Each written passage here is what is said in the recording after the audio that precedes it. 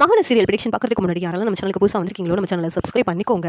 விஜயும் காவேரியும் அம்மாவுக்காக சீக்கிரமாக கல்யாணம் பண்ணிக்கணும்னு யாரெல்லாம் நினைக்கிறீங்களோ இந்த வீடியோவுக்கு ஒரு லைக் போட்டுருங்க.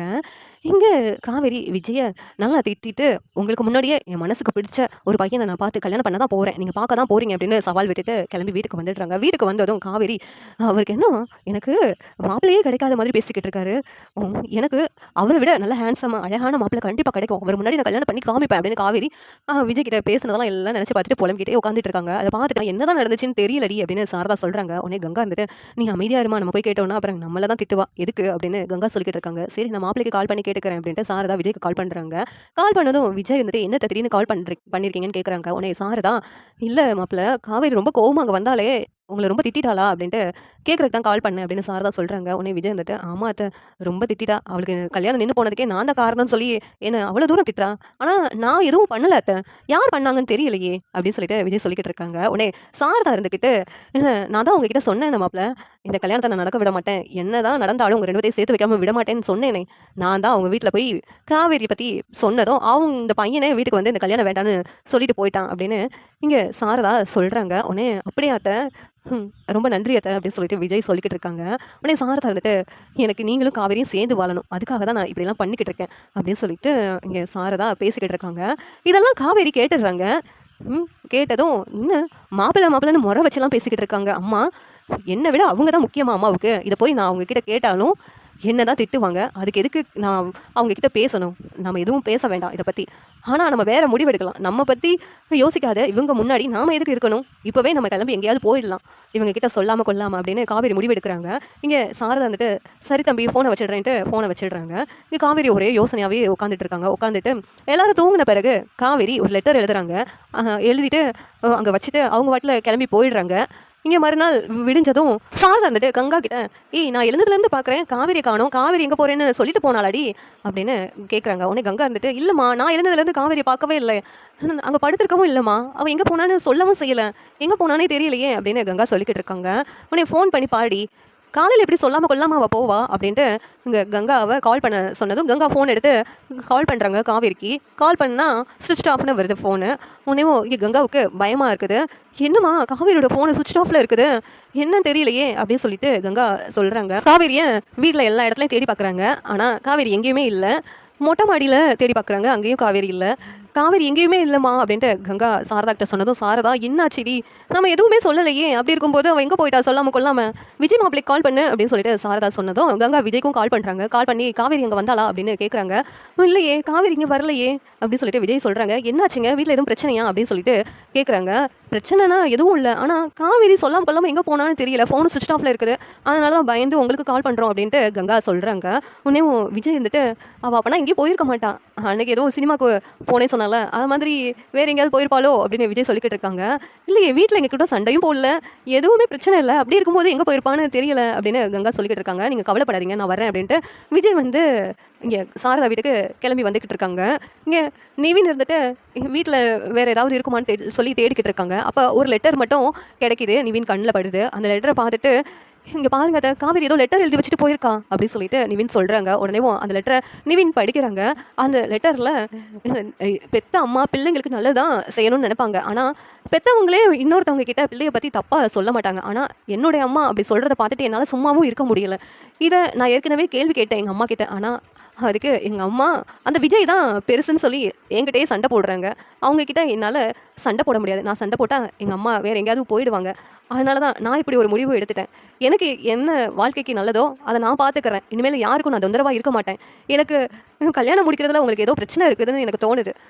உங்களுக்கு விஜய் தான் நான் கல்யாணம் முடிக்கணும்னு ஆசைப்பட்றீங்க, ஆனால் எனக்கு விஜயை துப்புரா பிடிக்கல, அதனால் நான் இங்கேருந்து போகிறேன், என்னை தேடாதீங்க அப்படின்னு சொல்லிட்டு காவேரி லெட்டர் எழுதி வச்சுருக்காங்க. என் வாழ்க்கைக்கு சரியான ஆளை நான் தேர்ந்தெடுத்து கல்யாணம் பண்ணிக்குவேன் அப்படி சொல்லிட்டு எழுதி வச்சதை பார்த்துட்டு சாரதா அழுகுறாங்க. இவளுக்கு எப்படி தெரிஞ்சிச்சு, உண்மை தெரிஞ்சதுனால தாண்டி இவள் வீட்டை விட்டு போயிருக்கா அப்படின்னு சொல்லிட்டு சாரதா வந்து அழுதுகிட்டே இருக்காங்க. உடனே நிவின் இருந்துக்கிட்டு, அழாதீங்க அத்தை, எப்படியாவது தேடி கண்டுபிடிக்கலாம் அப்படின்னு ஆறுதலா சொல்லிக்கிட்டு இருக்காங்க. உடனே சாரதா, நான் உண்மைய சொன்னா எப்படியாவது காவேரிக்கு தெரிஞ்சிருமோ அப்படிங்கிற பயத்துல தான் நான் உண்மைய சொல்லலடி.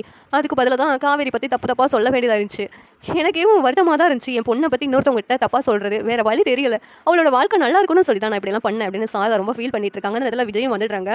என்னாச்சு அத்தை, எல்லாரும் ஏன் அழுதுகிட்டு இருக்கீங்க? என்னாச்சு? காவேரி பக்கத்துல எங்கேயாவது போயிருப்பா, ஃபோன் திடீர்னு சார்ஜ் போடாதனால ஆஃப் ஆயிருக்கும். அதுக்கு எதுக்கு நீங்களாம் பயத்துல இருக்கீங்க அப்படின்னு சொல்லிட்டு விஜய் வந்து கேட்குறாங்க. இல்ல தம்பி, காவேரி வீட்டை விட்டு கோச்சிட்டு போயிருக்கா அப்படின்னு சொல்லிட்டு சொன்னதும் விஜய்க்கு அதிர்ச்சியா இருக்குது. என்னத்தை சொல்றீங்க அப்படின்ட்டு கேட்கும்போது உடனே நிவின் அந்த லெட்டர் எடுத்து அங்கே விஜய் கிட்ட கொடுக்குறாங்க. இது காவேரி கோச்சிட்டு எழுதிட்டு வச்சுட்டு போன லெட்டர் அப்படின்ட்டு விஜய் கிட்ட காமிக்கிறாங்க. உடனே விஜய் அதை படித்து பார்க்குறாங்க. படித்து பார்த்ததும் அப்போனா காவேரிக்கு உண்மையெல்லாம் தெரிஞ்சா, கல்யாணத்தை நிப்பாட்டினதுக்கு நீங்கள் தான் காரணம் அப்படிங்கிறது தெரிஞ்சாத்தா, அதனால தான் கிளம்பி போயிட்டாளா அப்படின்ட்டு கேட்குறாங்க. உடனே இல்லையே, அப்படி தெரிஞ்சுன்னா அவன் என்கிட்ட சண்டை போட்டிருப்பாளே. ஆனால் என்கிட்ட சண்டை போடாமல் அவள் பாட்டில் கிளம்பி போயிட்டா. இதுக்கு முன்னாடி தெரிஞ்சப்போ அவன் என்கிட்ட சண்டை போட்டதுனால நான் வீட்டை விட்டு போனேன்ல, அதனால தான் இப்படியெல்லாம் பண்ணிவிட்டு அவளே வீட்டை விட்டு கிளம்பி போயிட்டா. இப்படிலாம் நடக்கும்னு நான் நினச்சி பார்க்கல அப்படின்ட்டு சாரதா அழுதுகிட்டு இருக்காங்க. உடனேவும் நீங்கள் விஜய், நீங்கள் கவலைப்படாதீங்க அத்தை, அவள் எங்கே போயிருப்பான், அவள் போனால் கொடைக்கானல் தான் போயிருப்பா. அதுவும் எப்போ எழுதிட்டு போனான்னு தெரியல. நான் உங்கள் போய் பஸ் ஸ்டாண்டில் பார்க்குறோம் அப்படின்ட்டு விஜய் நிவினும் நேராக வண்டியை ஓட்டிட்டு பஸ் ஸ்டாண்டுக்கு போகிறாங்க. அங்கே காவேரி ஊருக்கு போகணும்னு சொல்லிட்டு உட்காந்துட்டு இருக்கிறாங்க. அப்போ இன்னும் பாருங்கள், பஸ்ஸு வரலையா, இவ போகணும்னு விருப்பப்படலையான்னு தெரியல, இன்னும் உட்காந்துட்டு இருக்கா பாருங்க அப்படின்னு விஜய் நிவின் கிட்ட சொல்கிறாங்க. உடனேவும் அது என்னன்னு தெரியலையே அப்படின்னு சொல்லிட்டு நிவின் வந்து இப்படி தான் காவேரி ஏதாவது பண்ணிக்கிட்டு இருப்பா அப்படின்னு விஜய் சொல்லி சிரிச்சுக்கிட்டு இருக்காங்க. உடனே காவேரி அப்படியே உட்காந்துட்டு வேடிக்கை பார்த்துட்டு இருக்காங்க. அப்போ விஜய் நிவின் பக்கத்தில் போகிறாங்க. போனதும் எதுக்காக நீங்கள் இப்போ இங்கே வந்தீங்க அப்படின்ட்டு காவேரி கோவப்படுறாங்க. ஏங்க நீங்கள் எதுக்குங்க சொல்லாமல் கொள்ளாமல் வீட்டை விட்டு கிளம்பி வந்திருக்கீங்க, ஏதோ லெட்டர்லாம் எழுதி வச்சுட்டு வந்திருக்கீங்க அப்படின்னு சொல்லிட்டு கேட்குறாங்க விஜய் இருந்துக்கிட்டு. உடனே காவேரி இருந்துட்டு எங்கள் அம்மாவுக்கு என்னை விட உங்களை தான் ரொம்ப பிடிச்சிருக்கு போலுக்கு, உங்களுக்காக தான் எல்லாமே பண்ணுறாங்க, நான் அவங்களுக்கு முக்கியமே கிடையாது. என்ன தான் நான் பெத்த பிள்ளையாக இருந்தாலும் 2ஆம் பட்சமாக தான் என்னை பார்க்குறாங்க. உங்களை கல்யாணம் பண்ணிக்கணும்னு சொல்லிட்டு என்னை பற்றி தப்பு தப்பாக இன்னொருத்தவங்ககிட்ட சொன்னால் அதை எப்படிங்க என்னால் தாங்கிக்க முடியும்? அது எங்கள் அம்மாவாகவே இருந்தால் என்னால் எப்படி தாங்கிக்க முடியும்? அதனால தான் நீங்கள் எல்லோரும் சந்தோஷமாக இருங்க, நான் எங்கேயாவது போயிடுறேன் அப்படின்னு முடிவு பண்ணிட்டேன், என்னை தடுக்காதீங்க அப்படின்ட்டு காவேரி சொல்லிக்கிட்டு இருக்காங்க. சரி போகணும்னு முடிவு பண்ணிவிட்டு எதுக்காக இங்கே உட்காந்துட்டு இருக்கீங்க? பஸ்ஸு கிடைக்கலையா? இல்லையே, கொடைக்கானலுக்கு பஸ்ஸெல்லாம் அடிக்கடி இருக்குமே அப்படின்னு சொல்லிட்டு விஜய் சொல்கிறாங்க. இங்கே பாருங்கள், நான் எப்போ போகணும்னு நான் தான் முடிவு பண்ணணும் அப்படின்னு சொல்லிட்டு காவேரி சொல்லிக்கிட்டு இருக்காங்க. நீங்கள் வரலன்னு உங்கள் அம்மா அழுதுட்டு மயக்கம் போட்டு விழுந்துட்டாங்க, ரொம்ப உடம்பு சரியில்லை அப்படின்ட்டு விஜய் சொன்னதும் அம்மாவுக்கு என்னாச்சு என்னாச்சு அப்படின்ட்டு காவேரி கேட்குறாங்க. உடனே விஜய் இருந்துக்கிட்டு நீங்கள் தான் உங்கள் அம்மா மேலே கோவிச்சிக்கிட்டு வந்துட்டீங்களே மிஸ், அதனால தான் உங்கள் அம்மாவுக்கு இப்படி ஆயிடுச்சு, இப்போவே நீங்கள் கிளம்பி போனால் தான் உங்கள் அம்மாவை காப்பாற்ற முடியும் அப்படின்னு விஜய் சொல்கிறாங்க. உடனே நிவின் வந்துட்டு என்ன விஜய் சொல்கிறீங்க அப்படின்னு கேட்குறாங்க. நீங்கள் அமைதியாக இருங்க நிவின் அப்படின்னு சொல்லிட்டு விஜய் சொல்லிடுறாங்க. உடனே நான் ஊருக்கு போகணும்னு தான் நினச்சேன், ஆனால் அம்மா தனியாக விட்டுட்டு போகிறமேனு எனக்கு ரொம்ப கஷ்டமாக தான் இருந்துச்சு, அதனால தான் இங்கே உட்காந்துட்டேன், எனக்கு போகவா வேண்டாமான்னு தெரியல, அதனால தான் யோசிக்கிட்டே இங்கே உட்காந்துட்டேன் அப்படின்னு காவேரி சொல்லிக்கிட்டு இருக்காங்க. உடனே இப்போவே கிளம்புங்க, இல்லைனா உங்கள் அம்மா உடம்பு சரியில்லாமல் ரொம்ப கஷ்டப்படுவாங்க, நீங்கள் வந்தீங்கன்னா எல்லாமே சரியாயிடும் அப்படின்னு விஜய் சொன்னதும் நான் இப்போவே வரேன் எங்கள் அம்மாவை பார்க்குறதுக்கு அப்படின்ட்டு காவேரி விஜய் கூட வந்துடுறாங்க. உடனேவும் விஜயும் நிவினும் காவேரியை வீட்டுக்கு கூப்பிட்டு வர்றாங்க.